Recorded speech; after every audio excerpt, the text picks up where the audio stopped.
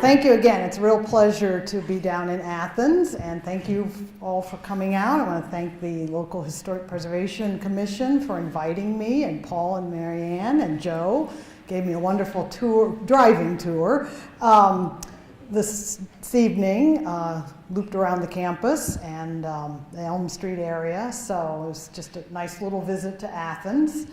So my talk tonight, we're going to talk about Frank Packard. We're going to put him in the context of his time period and talk about his architecture. And we'll talk a little bit about some of the stuff he did here in Athens. So this beginning portion, I'm going to kind of read a little bit from my notes, and that's mostly for your sake, so that it's not like 9:30 and I'm still rambling on. But so here we go. And I have to remember to advance the slide. As we go through tonight's talk, we're going to touch upon some of these broad architectural terms and architectural history periods that we're going to talk about, and particularly, of course, how Packard's work reflects that American Renaissance time period, late 19th century, early 20th century, arts and crafts movement. Some of his houses are quite exemplar of that time period and that stylistic trend. The City Beautiful movement, and also the development of the skyscraper. And we will see, I hope, as we talk about Packard's work, that these characteristics define his work. He obviously is trained, as we'll learn, in a time period in the training of architecture and architects where they're looking back to the past. They're drawing from historic precedent to influence their work or to choose the appropriate style or the appropriate appearance for a building that they're designing. We'll see that his work has a strong unity of design to it, quality of materials, craftsmanship, and often it's a collaboration of architects, artists, designers, landscape landscape designers. So all of these factors help define architecture of this time period, roughly the 1890s to 1920s, and specifically Packard's work. So, Frank Packard worked late the Thursday evening of October 25th, 1923, in his architectural firm's office at the Arrow. From his 12th floor windows, he could view the Ohio State House and grounds, a Columbus skyline dotted with his work, and the Scioto River, proposed site of Columbus's spectacular civic center, which Packard had devoted much of his time and personal expense promoting over the last 5 years. The 1920s Ohio capital city had a population of 237,000, a progressive local government, a major iron and steel company, and a leading buggy works manufacturer. Columbus was well positioned with a growing railroad network and a major transportation routes, including the National Road, making the city a lucrative transportation and distribution center. Overall, Ohio reflected the growth seen by the country as a whole during this time period, due to Ohio's location, natural resources, cheap energy, unrivaled transportation routes, which in addition to roads, major roads, and the railroads, of course, was also the Ohio River and the Lake Erie, and a plentiful labor supply made Ohio a chief player in America's industrial growth. By the end of the 1920s, the end of when we're talking tonight, Ohio was the fourth most populous state in the country and one of the most powerful and diverse economic centers in the United States. This was the Ohio in which Packard practiced architecture. So that Thursday evening, Packard went for a drive.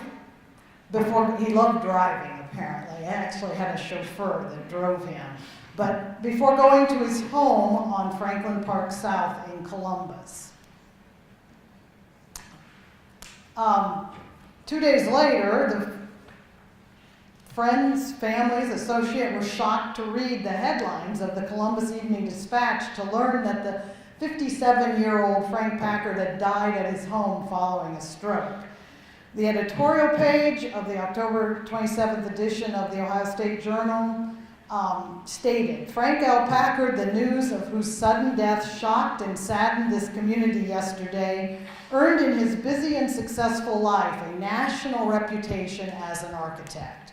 The public buildings which he planned and whose construction he supervised stand in many American cities and towns and attest to his mastery of beauty of line, his thoroughgoing professional skill, and his painstaking honesty. And that was just one of the many accolades that were given out. This was a lead editorial in the one of the local papers in Columbus at that time. And additionally, I mean, again, here's an architect that's died suddenly, and he's the top fold of both major newspapers in the capital city, and full page articles. And these were just two of the editorial cartoons that appeared in the paper. So it's interesting, I think, that now, after almost 90 years after he's died, most people recognize his name and still think of him as an important architect. He was nationally recognized. He's attributed with designing over 3,400 public and private buildings throughout Ohio, the United States, and abroad during his 37 years of architectural practice. That's a lot of buildings. I think that I'm always a little suspect of that statistic because it's a lot of buildings, and I don't know how they counted them, but still, nevertheless, he was obviously very prolific. He had a large office with a lot of draftsmen and a lot of designers, and and many of his projects were very visible projects. They were courthouses, state institutions, public buildings, homes of prominent citizens. So his significance really lies in that extensiveness of his career and the importance of many of his commissions. So tonight we're going to talk about the three phases of his career, his architectural training and early career from about 1886 to 1892, his partnership with Joseph Warren Yost from 1892 to 1899, and then the post-Yost years from 1900 to 1923. And so we're going to, as I said, we're going to touch upon how his work reflects those broad patterns of architectural history, American Renaissance, City Beautiful movement. We'll also see how he's influenced by architects such as Henry Hobson Richardson and also Daniel Burnham. So Packard's education, training, and career and social status parallel that of many architects practicing at the turn of the last century, in that the architect was emerging as an influential member of a broad network of social and political connections. These gentleman architects, as you will, typically were educated with what's known as a Beaux-Arts-based curriculum. Following their education, they had a grand tour of Europe and an apprenticeship in an architectural firm, usually based in New York, Boston, or Philadelphia. And these were typical preludes to beginning one's own practice. These architects were part of the same social circles as the businessmen and professionals whose commissions they designed. Frank Packard was a member of numerous social and fraternal clubs. He was listed in Dawes' Social Blue Book, Columbus's Social Register, and he was well connected in Republican circles. And I don't think it's any surprise that his office looked down on the State House, because as we'll see from his work in Athens, he obviously was very good at getting the ear and knowing what the legislature was allocating money to and for. And again, this was before home rule, most of his work. So again, the state legislature was a very powerful repository of funding for projects even at the local level. Packard was born in Delaware, Ohio, on June 11th, 1866, and his early training in architecture came in Delaware. He was a office boy for F.A. Gardner, an architect and engineer in Delaware, and he also was a chain carrier for the Delaware County Surveyor. Packard studied architecture and engineering at The Ohio State University, and then he also enrolled and took classes at the Massachusetts Institute of Technology, MIT. And there his records show he took a first-year course in architecture and elementary French. Then, in 1887, he apprenticed in the New York City firm of Babb, Cook, and Willard. They designed Andrew Carnegie's house, and I also just recently learned that they shared office space in an office building in New York with the firm of McKinley and White. So I can't help but think that Packard, as he was there, would have come in contact with those architects as well. So his work shows that Beaux-Arts academic training, very focused on classical architecture, balance, symmetry in its design, a very ordered approach, hierarchy of space, and all those other points that we talked about just at the beginning of the talk. In 1886, the 20-year-old Packard, still a student in architecture from what I can tell, submitted a design in the competition for a family building at the Girls Industrial School in Delaware, which is right down there in the corner, and won the commission. So this design, we start seeing some of those characteristics right from the beginning that we're going to see in Packard's work throughout his career. That symmetry, that balance, the use of contrasting materials, and very highly detailed, rich ornamentation. I think it's interesting to note that in 1890 there was a promotional booklet put out by the Hocking Valley Railroad in which Packard's office was described, and it was described as probably exercising as much influence in the architectural development of Columbus as any other individual or firm, and although the youngest man in the profession is generally conceded to be one of the best informed and most practical in his designs. Now, he may have wrote that himself, but his office was described as being divided into drafting, design, and business departments with 11 assistants. So that's in 1890 when he was just getting started. So, in 1892, he went into partnership with Joseph Warren Yost to form the firm of Yost and Packard Architects. Their offices were located in the YMCA building in Columbus that they designed. That same year, Packard married Eva Elliott from Delaware, Ohio, and they moved into a house right down the street from Yost in Columbus's affluent Near East Side residential neighborhood. During the 7 years of the firm's existence, it gained a reputation of having the most extensive practice in Ohio for public buildings. So let's look at some of that work.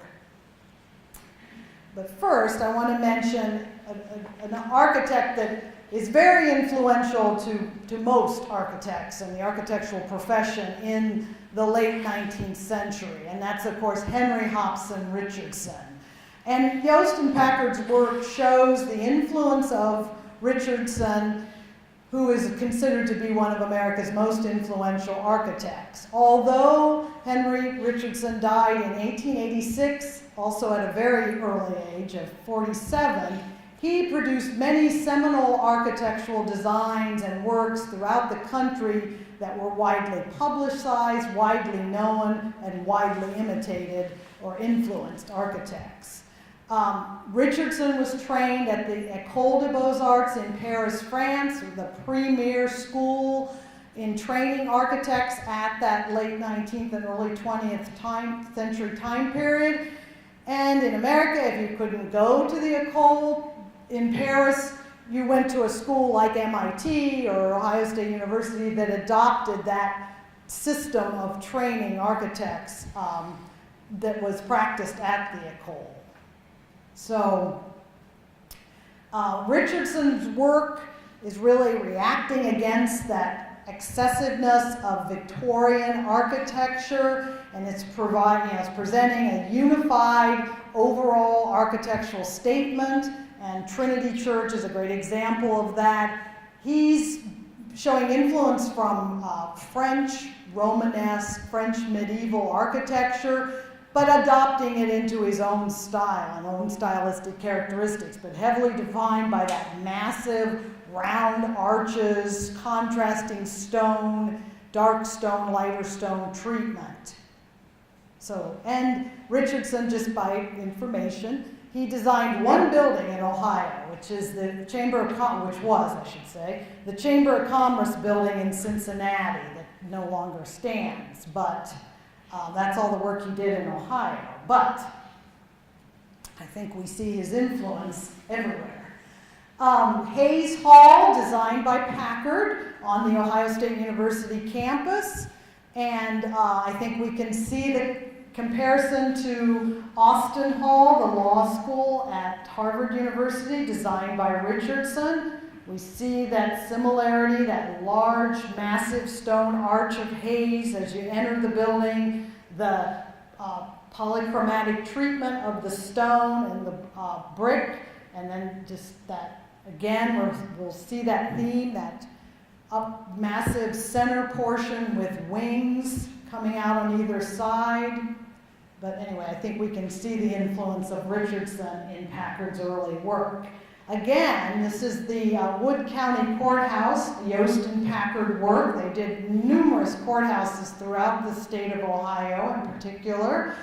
And this is up in Bowling Green. Again, I think we see the resemblance and the similarities and the influences of Richardson's work at the Allegheny County Courthouse in Pittsburgh, seen here in the Wood County Courthouse, that very dramatic clock steeple that, and if anybody's been to Bowling Green, it rises up against that flat landscape up there in northwestern Ohio, very dominant, those steeply pitched tile roof, and then the very elaborately carved stone treatment of the building, and the exterior and interior as well. So Yost and Packard, obviously we see that influence of Richardson's work, but they start developing really kind of a picturesque quality to their designs that certainly show the influence of Richardson, but start to develop and as was described in one publication, they start disciplining the picturesque.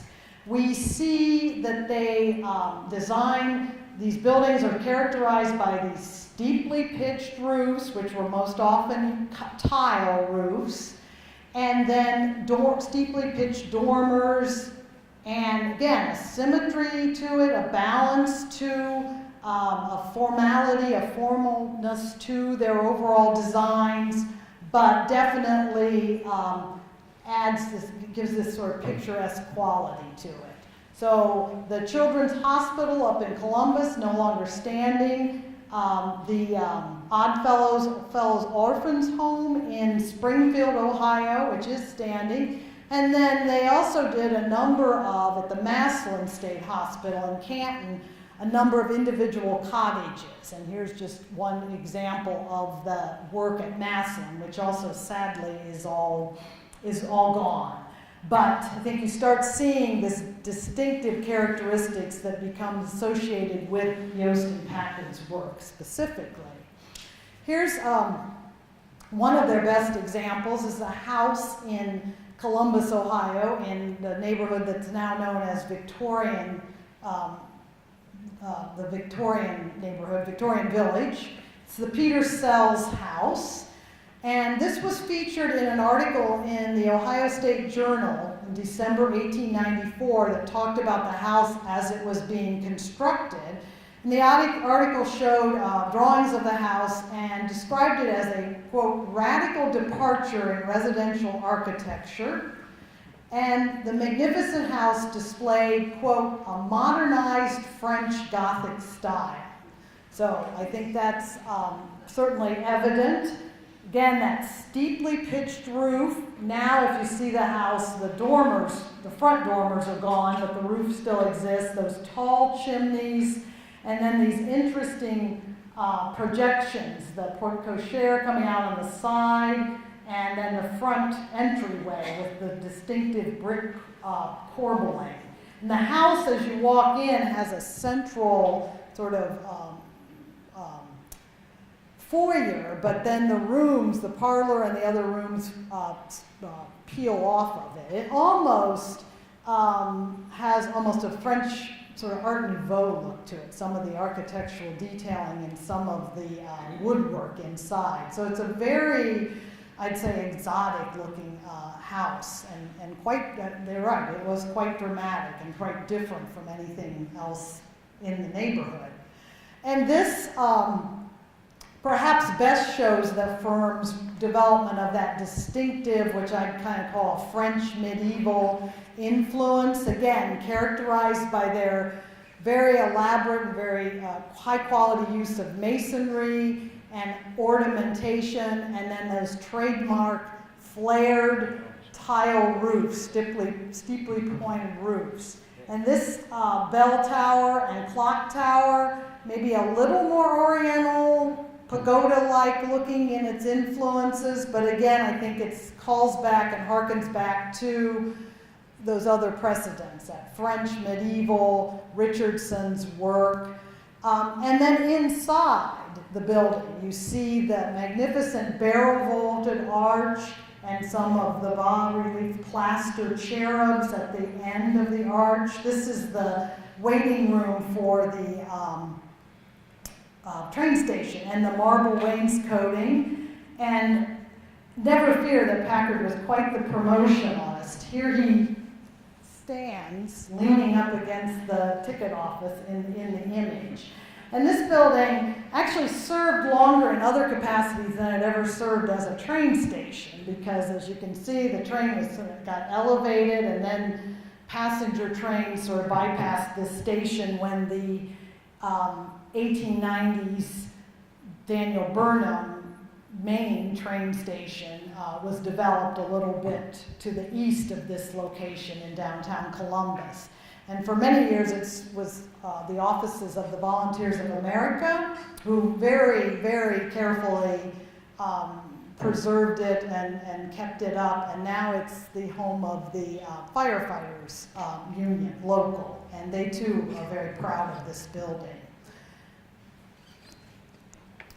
And I think this last example of this time period, this is the Armory Gymnasium and Drill Hall. It was completed in 1898 at The Ohio State University, and again could be described as perhaps one of the most interesting examples of Yost and Packard's medieval-inspired picturesque style. And if you see in the drawings, these turrets look like they originally were calling for those steeply pitched roofs, tile roofs, and those apparently never got finished off or not as prominent as they look like in the drawings. I think you can faintly see one in that one turret.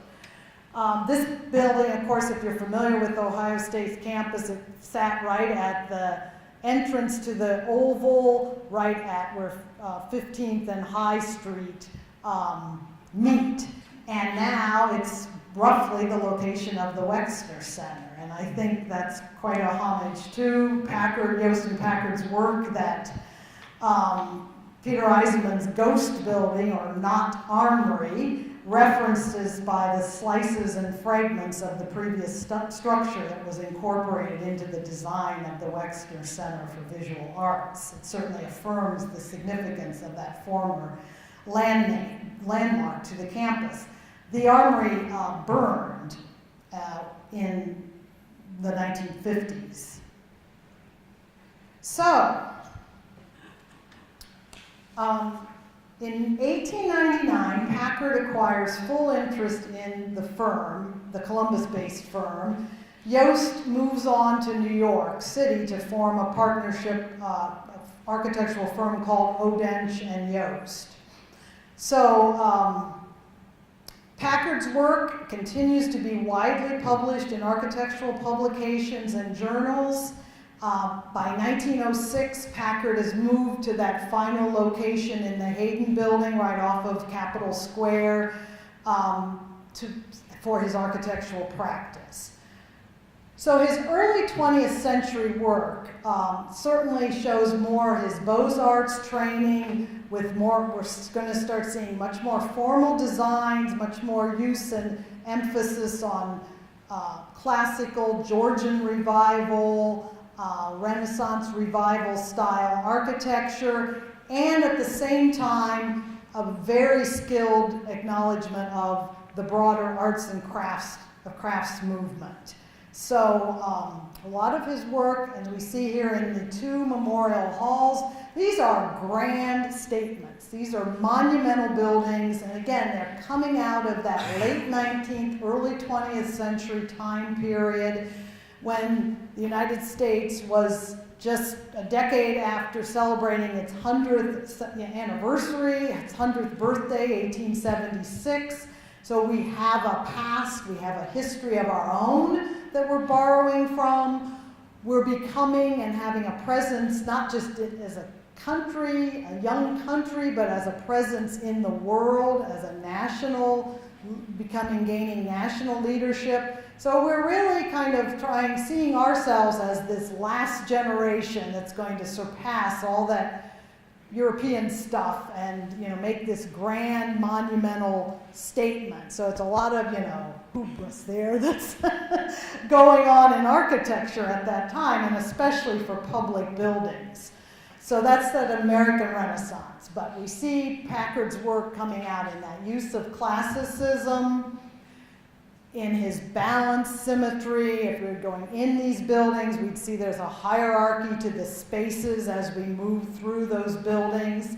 And here we even have, this down here in the bottom corner is a factory building in Columbus. But again, I think it shows certainly some attention to detail, that use of coins along the edges, the round arches, the keystones. We're going to see that in some of the buildings on campus.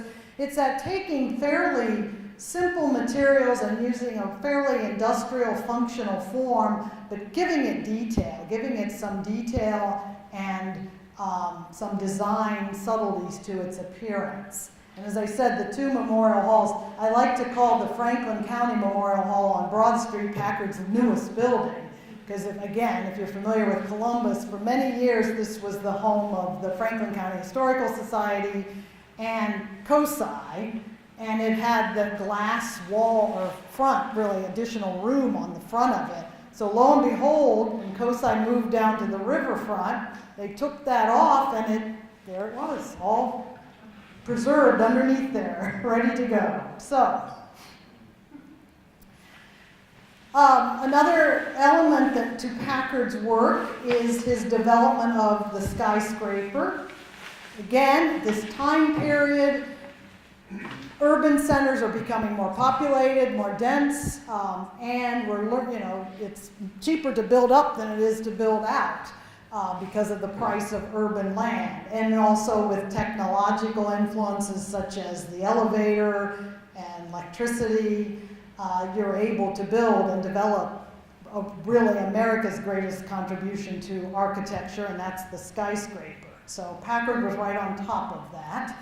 And again, if you think about the idea of a skyscraper, and you're an architect that's trained in classical training, and you're looking to historic precedent, and how do you design a tall building, because obviously the Romans and the Greeks didn't have tall buildings.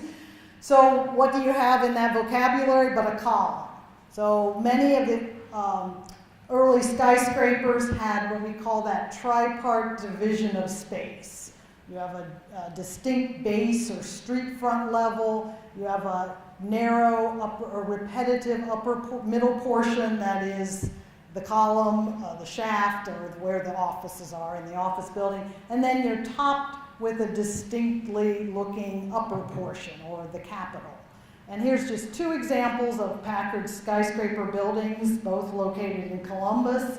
The Atlas building at Long and High Street, now currently undergoing renovation, and the tall the tall, thin building, which they actually had this very funny ad I ran across in the newspapers where they had a tall, thin ad that took up a lot of columns and was just a line drawing.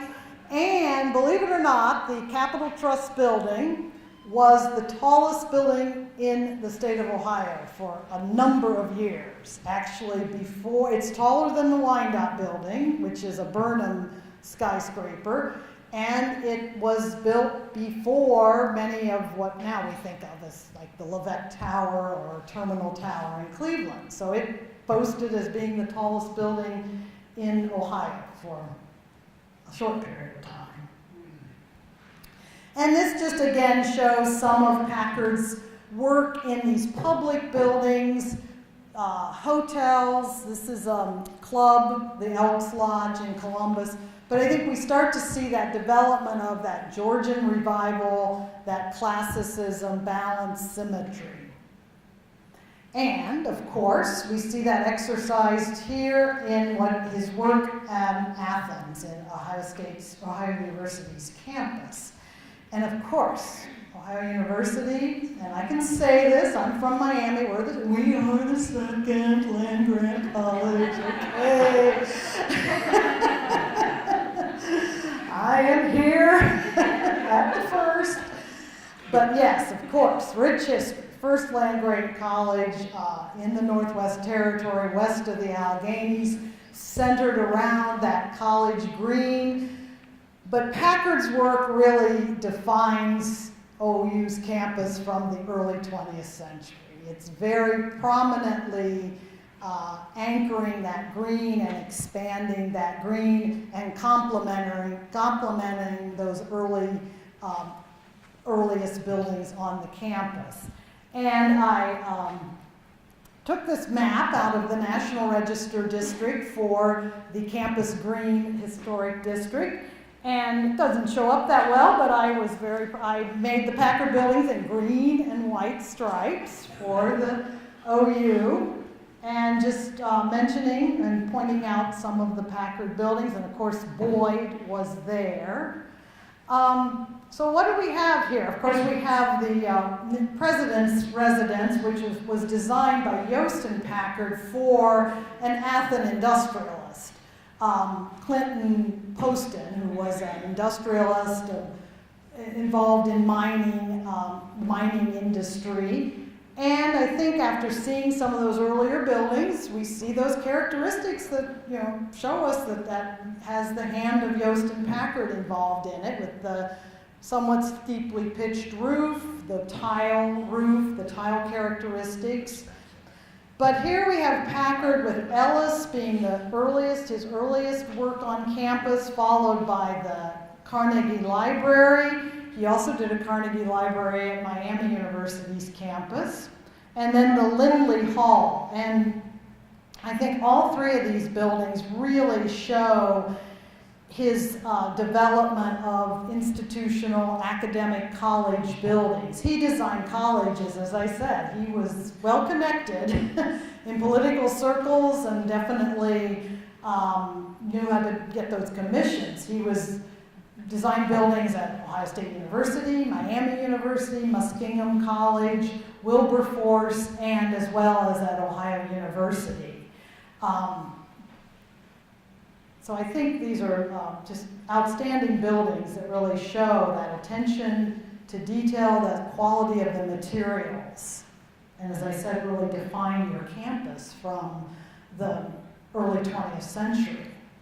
And then just an image of Boyd, the former building, but shows that treatment of those coins or that treatment of the brickwork, just to give it that characteristic, some of that subtlety. Tupper Hall, which of course was originally your agricultural building, and I think also household arts.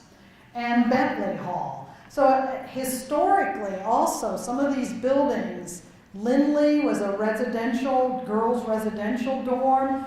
At the time it was being built, these were new building types for campuses to be able to have these large-scale residential dorms for women, coming on to and then the attention to the agriculture, the vocational aspect of the campus's curriculum. And then Bentley was a gymnasium. And I thought this was interesting. This was a little ad in the yearbook that mentioned the buildings: Science Hall, Ellis Hall, Library, Women's Hall, Boyd Hall, Heating Plant, and Training School were designed by Frank Packard. So, Packard also was considered well respected in his not just the campus buildings, higher education buildings, but the numerous schools that he designed throughout Ohio and actually in other states as well. And this is just one example. This is North High School, designed in Columbus, Ohio. It's actually, that was before they named them the cardinal directions. They had first given them the names of people, but then they decided to give them cardinal directions: north, south, east, west, and central. And this is one of Packard's last major works, but it displays many new building or features and classroom types, science labs, again, vocational, mechanical arts spaces. It had a apartment for the home economics teaching that was actually an apartment, a little miniature house that when mostly at that time girls took home economics, they basically learned how to keep house in this little apartment. And he also designed a number of libraries, not just on college campuses, but also libraries in Norwalk, Ohio, and Granville, Ohio, and elsewhere. So again, a very diverse in his the types of buildings he designed and the quality and the extensiveness of it. After he died, because again, as we were saying at dinner tonight, he walked out of his office and just never came back in. I mean, it wasn't as if he was an older or retiring. So the firm's work, from what I can tell, were picked up by Ralph Snyder and Edward Babbitt, and the firm of Babbitt and Snyder appears to have finished out most of the work that the firm must have had on the books or had in the works, because they last about through the Depression, and then they no longer show up in the directories. But at the time of his death, he had 20 to 30 draftsmen working in this firm. So his firm was the firm that young architects wanted to apprentice in and gain that experience in.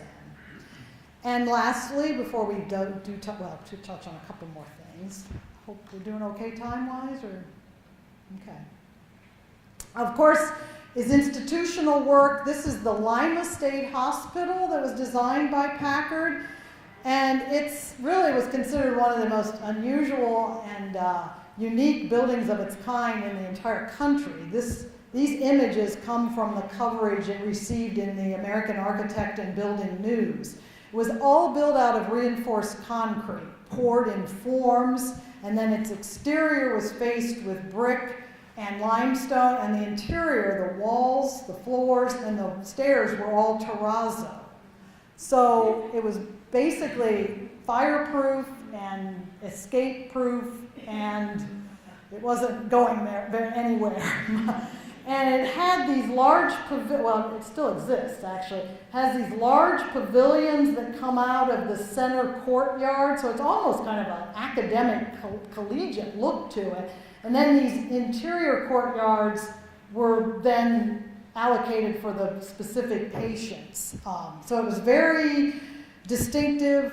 Packard was considered a leading institutional architect in the country. He traveled throughout the United States and Europe to look at these institutions. He also spent time in them to see how the patients interacted and functioned in the buildings. And of course, he is attributed with some remodelings and additional and changes to the Athens State Hospital, and of course designed a good number of the cottages the independent cottages. The original building, of course, is representative of that 19th century Kirkbride plan. And in fact, Joseph Warren Yost designed the dining room in the original portion, which was unusual because it was one of the first such dining rooms where the patients congregated together to eat. They were divided between the sexes. And that was Yost's work. But then Packard worked on the number of the cottages. So in addition to his public and institutional and academic work, Packard also had a very prolific residential design elements to him. And here's two examples of his architecture that is influenced by, again, that Georgian and also English architectural designs. This is, of course, the Jeffrey Mansion in Bexley, and now the Columbus Foundation on East Broad Street, one time the governor's residence, but designed for a local businessman, Charles Lindenberg. And these are books from his library, his personal library. So we see that he is very much influenced and aware of English architecture, and I think we see that in his designs. But then at the same time, and again, this isn't unusual for architects of this period to be able to sort of design in a number of different styles and different influences, because again, they're thinking what is appropriate for the type of building that I'm doing.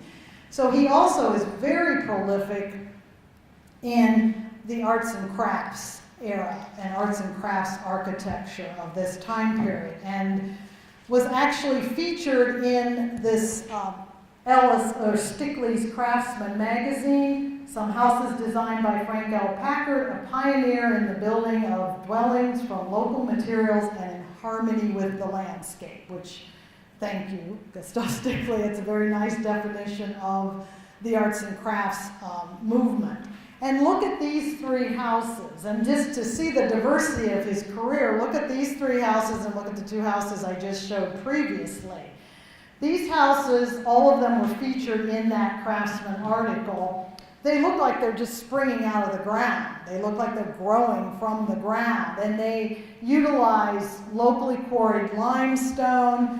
In several cases they described in the magazine, he worked with a local blacksmith, and they used scrap iron to shape the hinges and other hardware in the building. So again, just a richness of design and quality, and we see that in a number of these houses.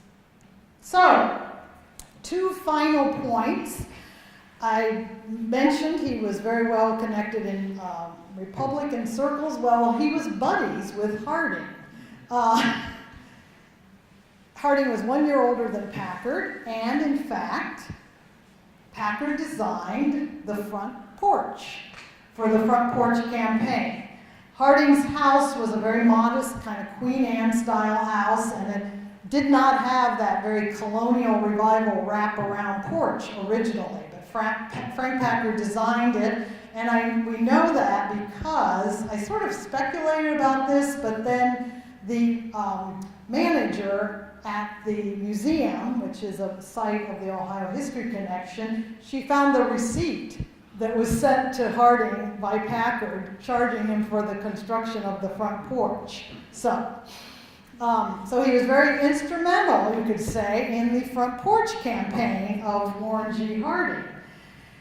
And he also was commissioned or received the commission during Harding's presidency to design one of our first embassies, foreign embassies, which was in Rio de Janeiro, designed by Frank Packard.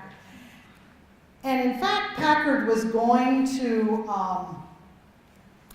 design a retirement home for Harding, and there's an elaborate little write-up in our collection at the Ohio History Center about this driving trip that Harding, and not Harding, but Frank Packard and some other friends of Harding took up to Blooming Grove, and there's some sketches of the proposed retirement home when Harding no longer was president. Well, we know the end of that story. Harding died in office in August of 23, and then Packard died in October of 23. So the last element of Packard's career shows his skill and his influence in the City Beautiful movement, a course that's promoted by Daniel Burnham out of Chicago, and of course the widely publicized World's Columbian Exposition, classical buildings situated around a body of water.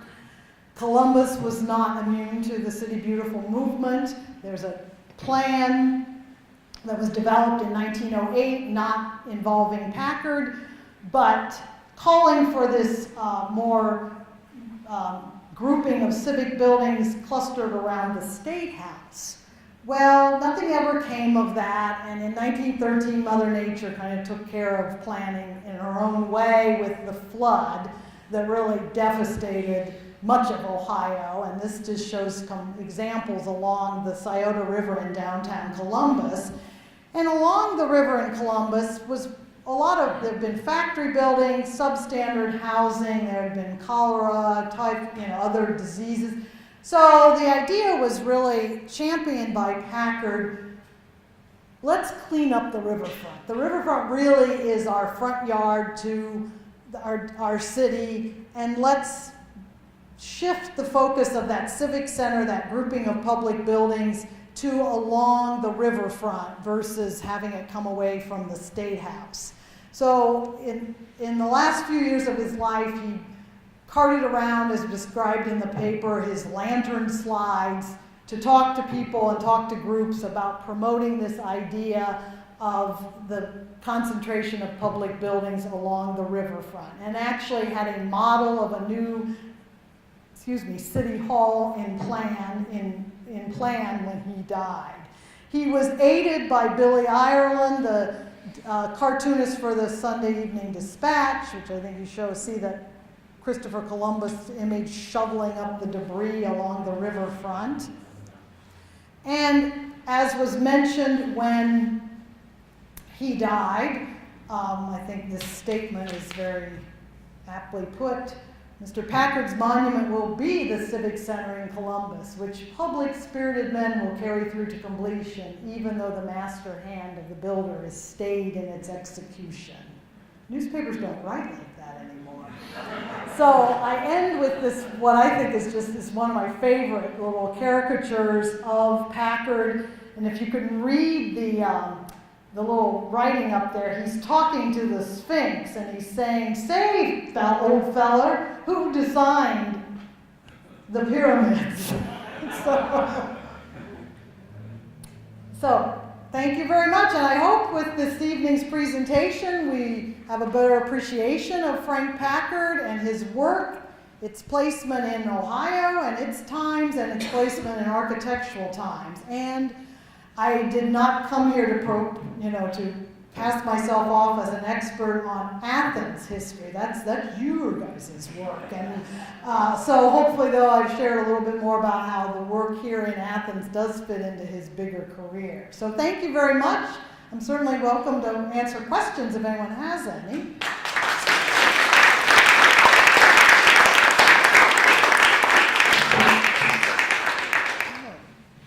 Question? Yes, sir. Is Lima State Hospital still standing? It is. What's I think it still serves a state function of some capacity, yes. I don't think they could tear it down, but no, it does still exist, yes. Yes, Paul. Do you know of any other Packard buildings outside the U.S. with the exception of the U.S. Embassy in I have not known of any. He did work in West Virginia. There's a number of courthouses, some schools and houses. I think he did some stuff in Indiana. I've seen a rendering that's at the Ohio State Knowlton School of Architecture for a resort that he designed for Naples, Florida, but I don't know that it was ever built. But again, and he was involved with, and I think that might have been with his connections with Mr. Jones, that's with Bren Dew in Granville. Ohio. So he kind of touches on every aspect of late 19th, early 20th century American history, the boom in Florida to the boom in Florida. Yes? So I've heard from Marianne, so you can blame her if this is not true, that one of the things that you're hoping to eventually do is write a biography. I would love to do that. I have this job.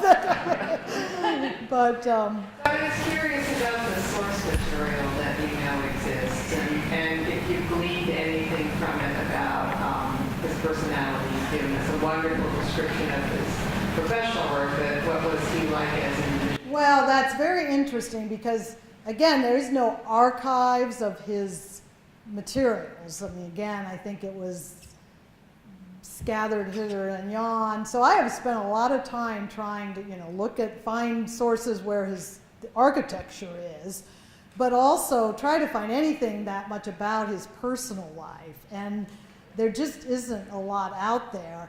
I have run across a gentleman in Dayton, Ohio, who was mostly interested in the psychiatric hospital information, particularly the Lima building. And so he found this box at some auction, wish I'd been there, of what turned out to be all these photographs, personal photographs of Packard, and then some material about the Lima State Hospital. So he bid on it because he wanted the Lima State Hospital information, but then did have some personal, mostly photographs of him. And so we're communicating to see if I can look through that and stuff. I've run across a couple little stories in the newspaper. At the time he died, people wrote some stories into the newspaper and talked about him. Because the one description was that he was rushing to get to some train, and he got on this train, and they had to stop so he and his party could get on, and then he did something to make it speed through so nobody would be late, and this guy was just carrying on about what a friendly person he was. And as I said, there were architects.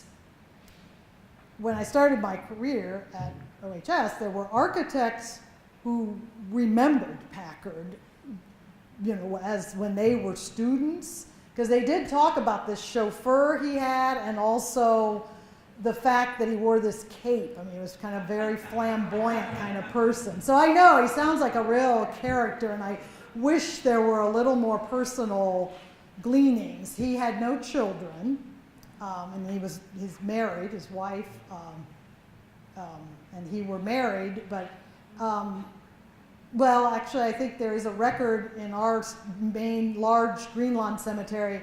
They had a child that died in infancy, but then they never had any children that grew to adulthood or even to childhood. So, but yes, that's the challenge, is to try to, make a little bit more of a human being to him beyond just his architecture. Are there any other architects that he influenced of all of those draftspeople that were there at the time?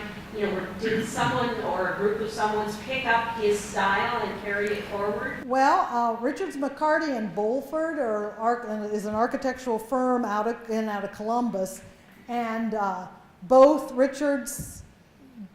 Bulford and McCarty worked in Packard's office. Charles Inchko also worked in Packard's office, and all of them either do the more very Beaux-Arts classical type of architecture, and Inchko has done quite a few more arts and crafts cottages and buildings of that nature too.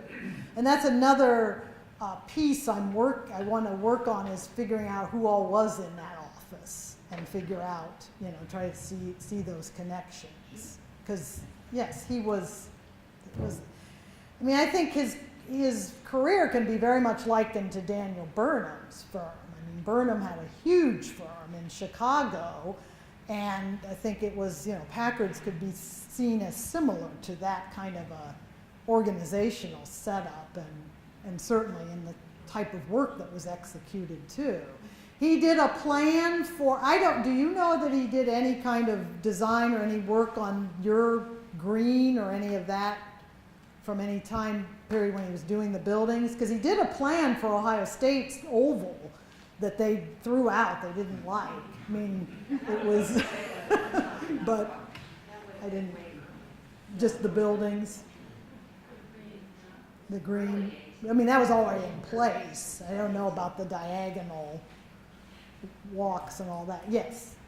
So we were told that the First Presbyterian Church in the corner court in Washington was designed by Packard in the Connet history.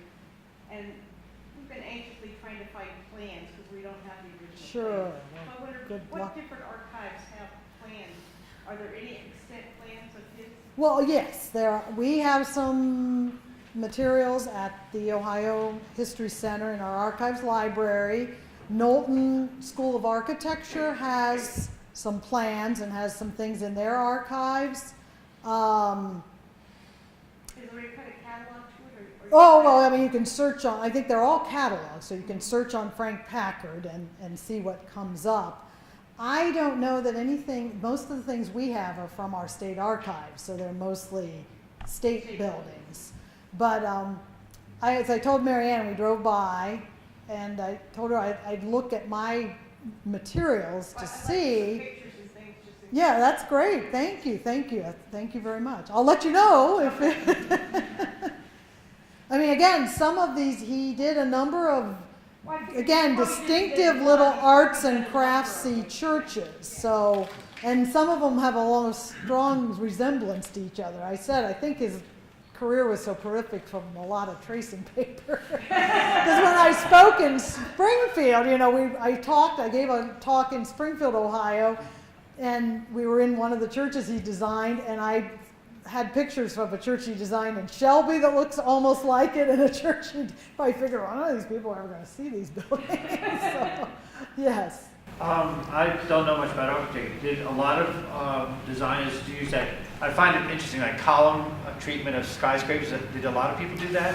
Yes, I mean, that's a very typical way that people would have designed, and you would have had either the more literal interpretation as Packard did, and you would often see often East Coast architects did a little more of that with the elaborate base and then this more plain column and then the very elaborate upper portion.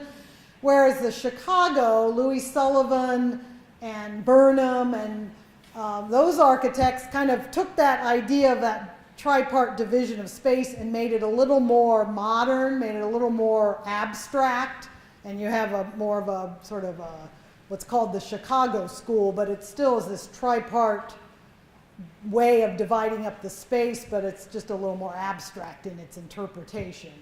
And literally, some of these buildings would have replicas of temples, or replicas of some, salon or something replicated up in that upper portion, because that was probably where the penthouse was, or the board of trustees room, or something of that nature up in that space. But yes. I just wanted to make a statement. I know North High School, I grew up in Columbus and Clinton area. It looks just like that today. Yes. Do you know how much renovation they've done or anything? I mean, and it's functional. It's like the international school. It is. I know that, actually my mother was a polar bear. She graduated from North High School. And I know when they closed the building, I think 1976, late 70s might have been the last class that was in that graduating class. We But used it for just the football field. okay. And I know it was very upset that they closed it, but basically the Columbus City Schools just sort of mothballed the building. And you're absolutely right, it's now a high school again. And it's a beautiful building on the interior. It has a beautiful auditorium, and it also, the track and the football field has a complementary sort of Jacobean, Georgian-looking stadium to it. So it's a campus design. Yes, So a beautiful building like that, sitting in an area that had been mothballed, did a group of people come together to try to save it? Do you know the history of that? Well, They I brought think North that- High School back? I tell you, I think one thing that helped that building was the alumni, the North High alumni were very, I think pretty aggressive and kept their eyes on it. And I don't think it was completely ever in complete closure. I think they may have used it for, high school people who go back to get their their degrees. So it was used for some things, but it was certainly never right. But I think the district should be given credit for the fact that they, didn't just completely think, well, we don't need a high school right now there, so let's get rid of this building. They didn't. They kept it and had it used for something, and now it's back. And actually, I think the Alumni Association always got to use it when they had their reunions too. So, but yes, it's a very beautiful school. Actually, all of Columbus's, the schools that were built at the same time, East, South, and Central, all but Central are still functioning as schools. Yes. I just want to say, in Parkersburg, which is only Yes. something else away, Packard designed a huge British-inspired boys, or the high school that's there. Yes, he did. And Akron, he did one of the larger schools in Akron as well. He didn't work, not surprisingly, in Cleveland or Cincinnati. I mean, they had their own architects, so, he didn't really infiltrate that, but he certainly has a strong presence in county seats throughout the state and in these small to medium-sized cities and college cities throughout the state and Central Ohio. Yes? I had a clarification question. We were talking about different phases of his career, and when you got to the phase of after his death is when you started talking about his involvement with the cottages at the Ridges. So were those, did I misunderstand, were those plans in the works and then he moved forward, or were those specific buildings that he... Well, I was just a little worried about the time. When the flood came through, he was still living, and that's when they started shifting the idea to moving the Civic Center along the riverfront. And in 1921, the City Hall in Columbus was located where now the Ohio Theater is located. It burned down. So that the City Hall did. And so that prompted, they needed a new place for the City Hall. So that's what prompted him to do the design for the City Hall. So actually, the City Hall was built by Columbus's City Hall and then its old former police station, which is right next door to it. Those buildings were built based on Packard's plans, but the local AIA chapter, of which Packard was president at the time of his death, they asked local architects to band together and to form a group that they called the Allied Architects to finish City Hall, which they did. And then actually this Allied Architects, this group of architects went on to design a couple other buildings too. But the first building that was in the works at the time Packard died was Central High School.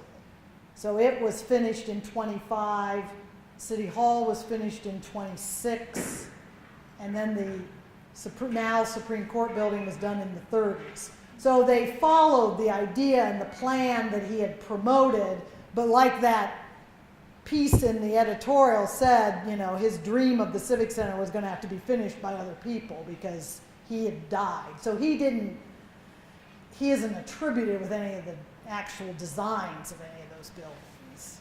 So to clarify my question, Oh, I was actually speaking about the Ridges property here in Athens. Oh, the Ridges. I'm sorry. I thought you were talking about the Civic Center. I'm sorry. Well, now you know about the Civic Center.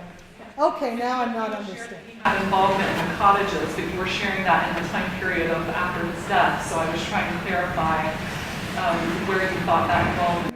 Well, the cottages I was showing were done in 1903 and 1909 to about roughly 1903 to 1907 were cottages that he's attributed to. So, no, I mean, I don't think he did all of them. And then, of course, he did some other work. Bentley Hall is 1923 to 24. And again, I think those are things that were obviously in the works at the time he died. And most of those buildings and things are then attributed to Snyder and Babbitt. So did he travel to Athens, do you suspect? I mean, did he usually travel to the sites he was going to I would major think he buildings? probably did. I would think so.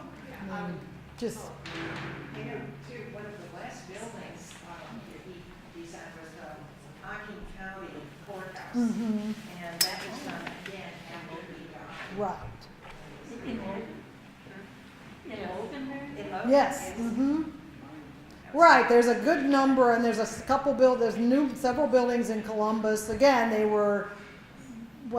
probably were in the works when he died, and then they were picked up by these other firms.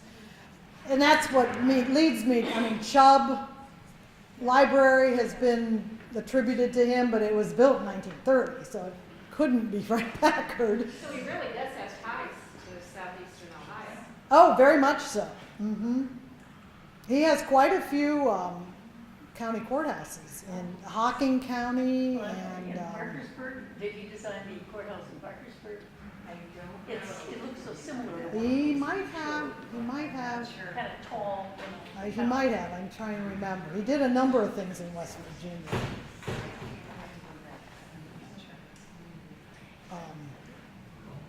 And I had a quick question back to the riverfront. Which you now all know about since I've I been know here. the Palace Theater. Who designed that? It just sticks out there like a sore thumb. The what? I'm sorry. Isn't it called the Palace Theater on the riverfront in Columbus? Well, it's the Levesque Tower. It's the Levesque Tower, and then the Palace Theater is Is it? attached to it. Yes. Oh, okay. That was done by C. Howard Crane out of Detroit. It's the whole complex was done by him, and it was 1927, 28. It's a fascinating story too, because it really tells the tale of the 20s, because it was an insurance building, and then the insurance company kind of went bust. So, but we still have the Levesque Tower, which is a beautiful building, which was at one time the tallest building between Chicago and New York. Yes. Maybe a quick question to conclude with. Why do you not think significance is more?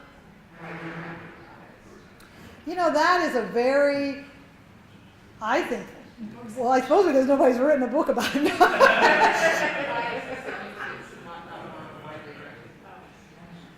And I mean, I say that sort of facetiously, but it's why is all of Ohio not very well recognized in a broader circle. But, you know, again, one of the reasons we know about Richardson, we know about Burnham, is because they early on were publicized and seen as innovators. And, you know, Packard is not Frank Lloyd Wright. Packard is not designing something wildly different in the idea of a prairie style or something, but the quality of his work, I think, is really unmatched. And I mean, the whole time period, that's how you designed buildings, but these are, you know, exceptional buildings. And, you know, again, his clients, he designed for fairly wealthy clients. But again, you have to remember that Columbus was the seat of state government, but it was not Cleveland and it wasn't Cincinnati. I mean, it didn't have the prominence that that those cities had. So again, just I think in a way he sort of got forgotten. And maybe because he died, or so abruptly that sort of his career petered out or his career ended. But I don't know. I think he deserves more due, and I appreciate seeing this interest, and I appreciate hopefully university and cities that have his work appreciating the quality that they have. You're not going to replace those buildings with like materials, so. Maybe we can work with the Historical Society, have you come down sometime and do a walking tour. Sure. Well, and I would learn something too, so by your personal insights and knowledge. So, well, thank you very much. This was great fun.